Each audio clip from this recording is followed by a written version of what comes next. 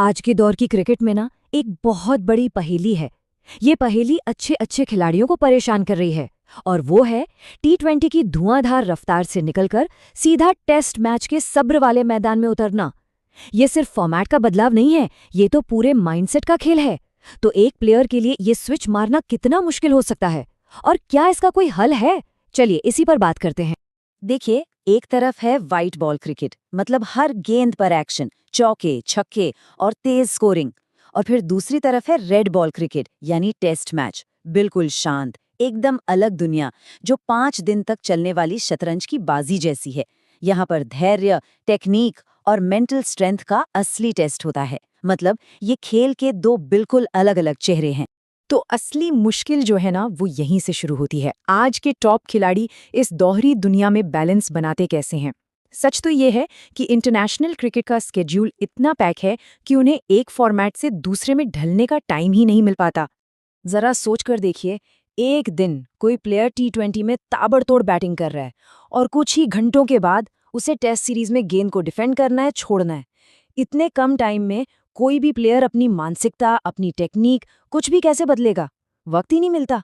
और यही तो सबसे बड़ा सवाल है, क्या इतने कम समय में अटैकिंग क्रिकेट से सीधे डिसिप्लिन क्रिकेट पर स्विच करना मुमकिन भी है? खैर, इसी मुश्किल को समझते हुए एक खिलाड़ी ने खुद आगे आकर इसका एक बहुत ही सॉलिड हल सुझाया है। और वो खिलाड़ी हैं शुभमन गिल। उन्होंने इस प्रॉब्लम को सॉल्व करने के लिए एक सीधा साधा लेकिन बहुत दमदार प्लान सामने रखा है। एक ऐसा प्लान जो हो सकता है टेस्ट क्रिकेट की तैयारियों का पूरा तरीका ही बदल दे। और हाँ, ये सिर्फ हवा में की गई बात नहीं है। गिल ने बाकायदा बीसीसीआई को एक फॉर्मल प्रपोजल दिया है। इसमें कहा गया है कि टेस्ट सीरीज से पहले की जो तैयारी है ना, उसे जड़ से बदलने की जरूरत है। इस पूरे प्लान का जो दिल है ना, वो है सिर्फ एक नंबर, 15। जी हाँ, सिर्फ 15 दिन। पर सवाल ये है कि ये 15 दिन आखिर टेस्ट क्रिकेट को बदलेंगे कैसे? तो गिल का सुझाव क्या है? वो ये है कि हर टेस्ट सीरीज से पहले एक स्पेशल ट्रेनिंग कैंप लगाया जाए, और ये ऑप्शनल नहीं, मैंडेटरी हो। पूरे 15 दिन का कैंप, जिसका सिर्फ और सिर्फ एक फोकस होगा, रेड बॉल क्रिकेट की तैयारी। गिल ने खुद इस बात को उठाया है कि प्रॉब्लम यही है कि प्लेयर्स टी20 या वनडे खेलकर सीधा टेस्ट में घुस जाते हैं। वो जो टेस्ट वाला माइंडसेट चाहिए, उसे बनाने का टाइम ही नहीं मिलता। और ये 15 दिन का कैंप बस इसी कमी को पूरा करने के लिए है। ठीक है, तो मान लिया कि 15 दिन का कैंप होगा, पर इससे होगा क्या? मतलब असल में ग्राउंड पर इससे परफॉर्मेंस कैसे बेहतर होगी? देखिए, इसके 2 मेन फायदे हैं। पहला, प्लेयर्स को बाहर की कंडीशंस, मतलब वहाँ की पिचें कैसी हैं, मौसम कैसा है, इन सब में ढलने का भरपूर टाइम मिलेगा। और दूसरा, अपनी टेक्निक पर काम करने का, छोटी मोटी गलतियों को सुधारने का वो कीमती वक्त मिलेगा जो अभी नहीं मिलता। और ये समझना जरूरी है कि इस कैंप का मतलब सिर्फ नेट्स में बैटिंग करना नहीं है। नहीं, ये एक पूरी प्रोसेस है।